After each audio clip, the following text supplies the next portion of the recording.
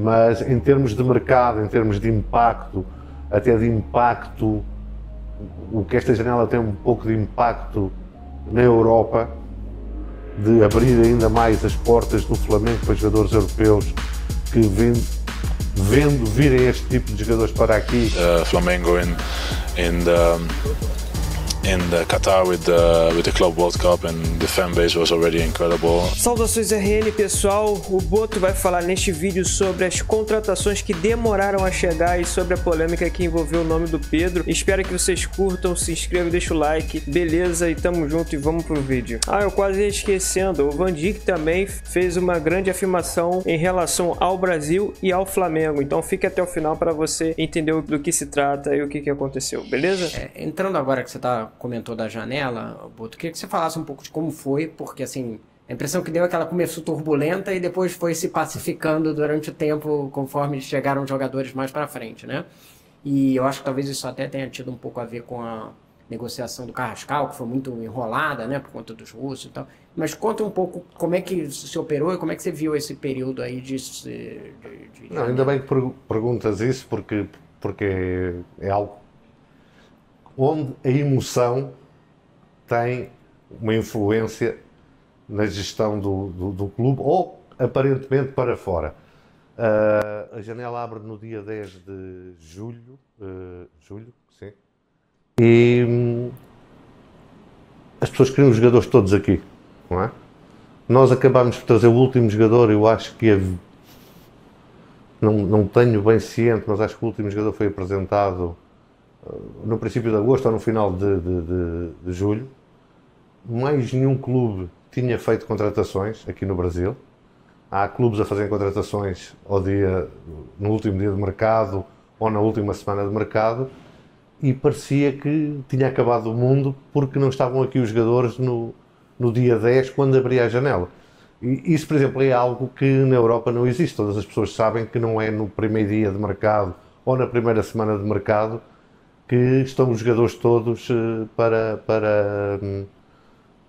estarem à disposição do treinador. Talvez eu tenha sido culpado disso, porque disse numa entrevista que as negociações já estavam em andamento e que esperávamos trazer os jogadores o mais cedo possível, porque é óbvio que nós queríamos que os jogadores estivessem aqui no dia 10, porque dá mais tempo para o treinador trabalhar, dá mais tempo para a adaptação deles, mas eu acho que foi criado à volta da janela um barulho desnecessário que tem muito a ver com isso, com a emoção. Eu não estou aqui a culpar ninguém, mas a emoção, há um que diz não, a janela está a ser mal feita, quando estávamos com 4 ou 5 dias da janela, e isso cria uma emoção na torcida, nas pessoas que seguem o clube, na própria imprensa, que também é muito emotiva, que parece que está tudo mal.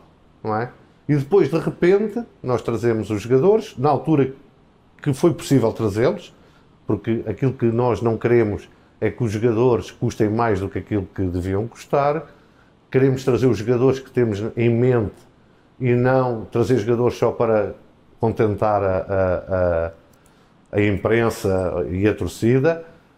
E depois mudou tudo, não é? A janela, de repente, que tinha sido um desastre, passou a ser uma das melhores janelas de sempre do Flamengo. Portanto, esta falta de equilíbrio, que eu não estou, e confesso que não estou tão habituado a isso, e que prejudica muitas vezes o trabalho e obriga-nos a ter que desligar um pouco do mundo exterior para fazermos o trabalho bem feito que deve ser feito. Inclusive, Boto, é só continuar dessa forma. Trabalhar no teu canto, sossegado, ver os jogadores ali de qualidade. No final, tudo vai ser mais rápido e tudo vai ser mais objetivo, menos mídia. Mas é isso aí, você não estava acostumado com o Brasil, agora você sabe como é que funcionam as coisas. Eu tenho certeza que vai nos dar muitas alegrias daqui pra frente, como já tem dado, né? Agora vamos ver o que o Boto vai falar sobre os desgastes que teve com o Pedro, os boatos que aconteceu e tudo mais, que a gente sabe como é que frustrou muito nós torcedores, que a gente sabe da qualidade do Pedro. Em relação ao Pedro,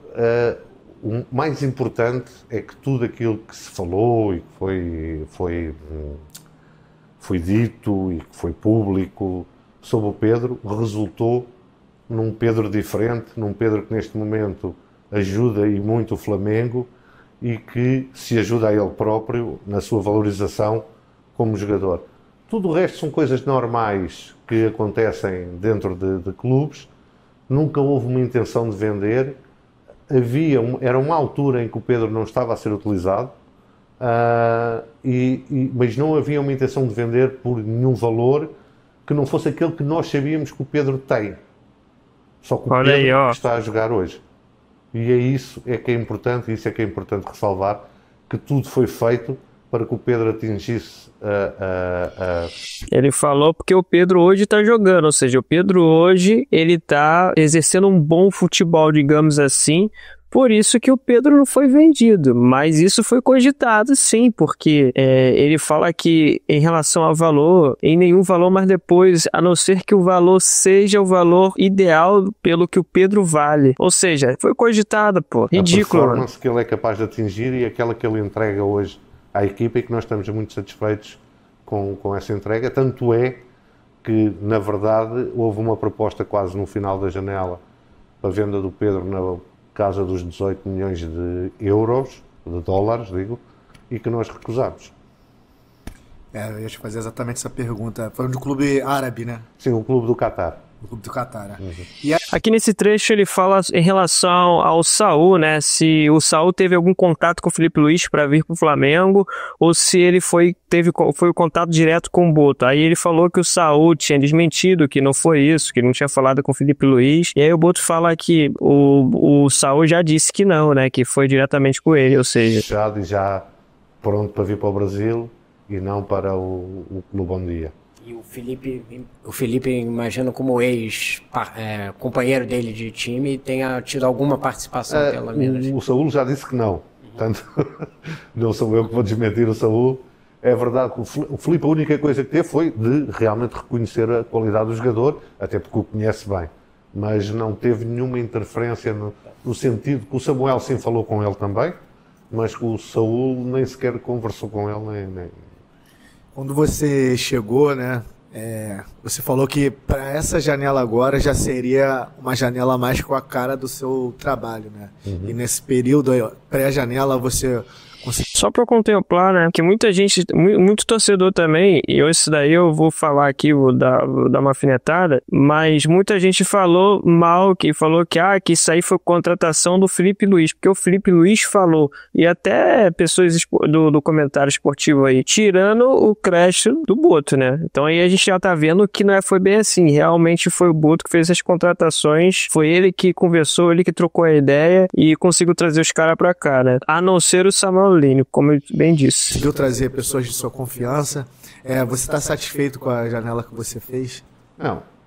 Eu acho que nós quando trabalhamos nunca estamos satisfeitos com o que fazemos. Acho que poderia ter sido ainda melhor, mas tendo em conta aquilo que eram as necessidades prementes da equipa, a qualidade dos jogadores que conseguimos trazer, a janela foi aquilo que planeámos e em termos de mercado, ou seja, daquilo que não é bem mensurável, não é? Que é o mercado. O mercado foi bom, fez uma boa janela com jogadores importantes, porque depois se a janela foi boa ou não, vamos ver em dezembro, quando forem as decisões. Mas em termos de mercado, em termos de impacto, até de impacto, o que esta janela tem um pouco de impacto na Europa, de abrir ainda mais as portas do Flamengo para jogadores europeus que, vendo virem este tipo de jogadores para aqui, se interessam mais para vir aqui. Eu não vou aqui dizer nomes, mas depois destas contratações houve nomes importantes e conhecidos do futebol europeu que mostraram interesse em vir jogar para o Flamengo. Na altura eram posições que nós não necessitávamos e eu também já disse que às vezes a água a mais mata a planta e nós não queríamos também encher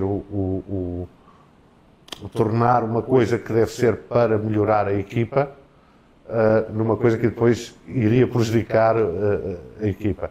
Até porque há uma coisa que e isso a mim fez-me um pouco de confusão de que esta equipa, sem esta janela, estava em primeiro lugar, estava qualificada para a Libertadores, tinha feito um Mundial que foi reconhecido mesmo internacionalmente por toda a gente, e parecia que com a fome que havia das pessoas de trazer reforços, que esta equipa não valia nada. É preciso ter muito respeito por estes jogadores que já aqui estavam e que levaram o Flamengo às posições onde estão. Não foi esta janela que pôs o Flamengo na posição em que está, mas sim os jogadores que aqui estavam, e termos o respeito por esses jogadores, e que são excelentes jogadores. Ou seja, não é fácil trazer jogadores para o Flamengo para agregarem coisas, não é uma coisa assim tão fácil. E pareceu-me a uma certa altura que o time que estava em primeiro lugar, que tinha feito um bom Mundial, que estava qualificado para a Libertadores, na altura ainda estava também na Copa do Brasil, era um time que não valia nada e que tinha que se buscar reforços a todo o custo, e isso a mim fez-me um pouco de confusão, porque há que ter um respeito muito grande por estes jogadores, já muitos deles já estão aqui há alguns anos, e que levam o nome do Flamengo sempre muito alto. Em termos de você tá falando... Mas a gente sabe que o Flamengo ele tava numa decadência, né? A gente sabe que o Flamengo ele não tava tão bem assim. O Flamengo vinha perdendo pro Central Córdoba, tava fazendo uma fase de grupos na Libertadores totalmente horrorosa, e aí teve aquela fala lá que falaram que foram mal interpretada, que o Brasileirão não era prioridade, a Libertadores não. Então a gente fez um mix de várias coisas, né, cara? Então assim, não é pegar no pé. Mas que tem que respeitar os jogadores. A gente respeita pra caramba, pô. A gente não respeita o Arrascaeta, a gente não respeita os outros jogadores do Flamengo. É óbvio que a gente respeita, mas o Flamengo não estava fazendo uma boa atuação. E o Boto, ele não entendia isso, e agora ele entende. Ele deve ter tomado um puxão de orelha lá dentro. Que o negócio do Flamengo o Flamengo tem que estar lá em cima o tempo todo, cara. O Flamengo tem que estar lá em cima. Mas o Flamengo estava em primeiro lugar, o Flamengo estava na Libertadores lá e tudo mais. Mas o Flamengo não estava indo... Se o Flamengo continuasse daquela forma que estava jogando, e se não fosse nós, torcedores, que pressionasse o Flamengo a jogar bola, seja na rede social, seja onde for, o Flamengo não estaria aonde está, né? O Felipe Luiz sabe também, o Felipe Luiz vê a pressão como é que é, ele já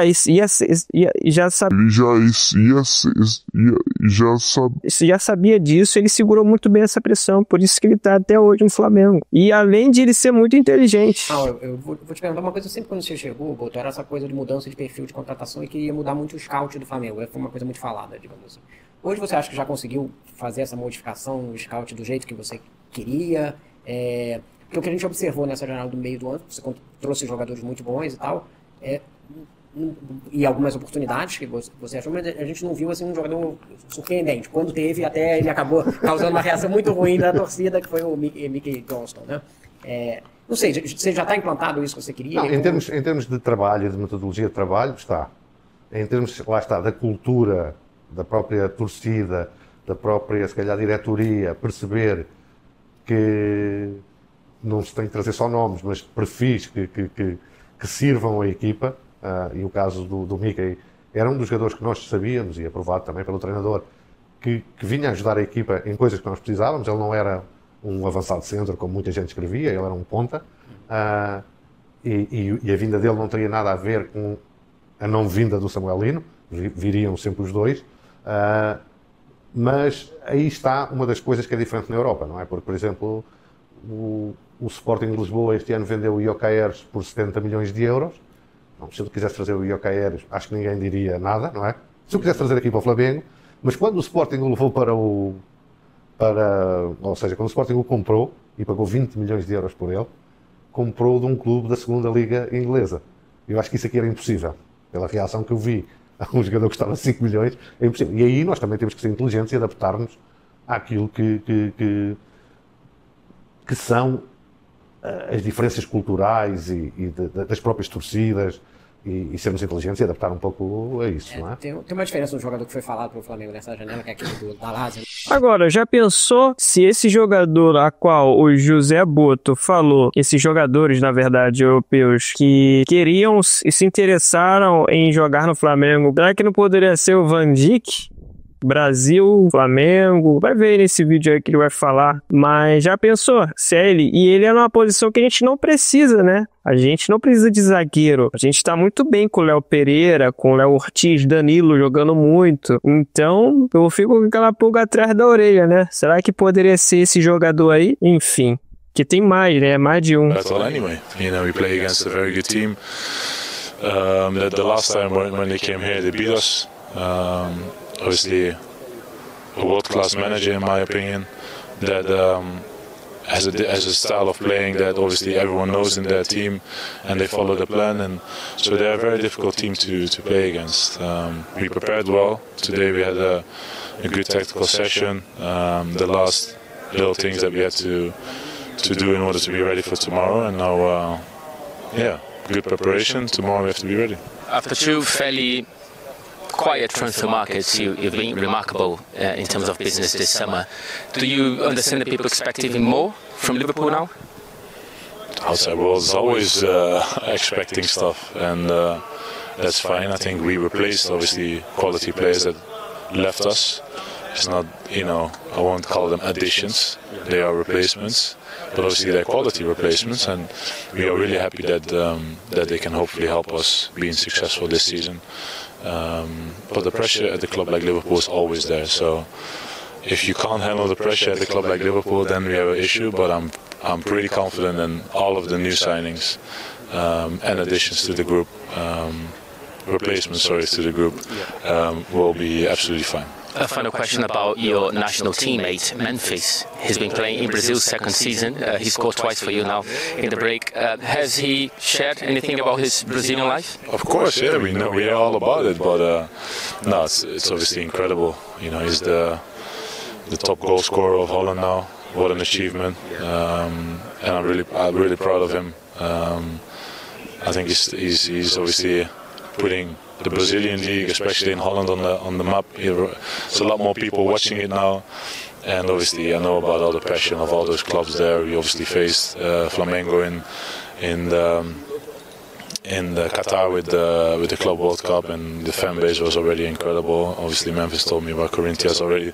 too many times, and it's we know how big it is. And but like in terms of Memphis, I'm very proud for him, and hopefully he can score a lot more goals for us as well. Rapaziada, o futebol brasileiro, ele desencadeou uma onda avassaladora no futebol mundial. Visto esse último Mundial de Clubes, o Flamengo, Palmeiras, Fluminense, Botafogo fizeram grandes campanhas, o Botafogo a pior de todas, ganhando o PSG, mas pelo amor de Deus, né? Depois foi só um Deus nos acuda. Mas foi muito bom essa atuação dos brasileiros nessa campanha do Mundial para fazer isso aí. O Saul, ele é um grande exemplo disso. Depois que as pessoas assistem, olha, esse campeonato novo e tal, vou dar uma chance, vou assistir para ver qual é. Os caras vê o jogador do Flamengo, como é que se comportou no futebol. O Flamengo meteu 3-1, nosso Mengão meteu 3-1, ganhou com tranquilidade do Chelsea. Os caras olham de outra forma. Esse time não é qualquer merda. Brasil, por mais que não seja um futebol tão vistoso pela Europa, eles sabem que o futebol veio daqui, as pérolas estão aqui. Então, quando eles veem isso, chama mais atenção. Então, não duvidem de vir grandes nomes pro Flamengo daqui a algum tempo. Não duvidem. O Flamengo tem a condição de contratar grandes jogadores. E até mesmo jogadores... Como é que eu posso dizer? Tipo o Mickey Johnston, né? Entre outros jogadores que não foram bem vistos pelo Flamengo, mas são jogadores para complementar o time. Não é para nós uma estrela. Agora, eles podem trazer também os jogadores de grandes nomes, sim. Futuramente a gente vai poder.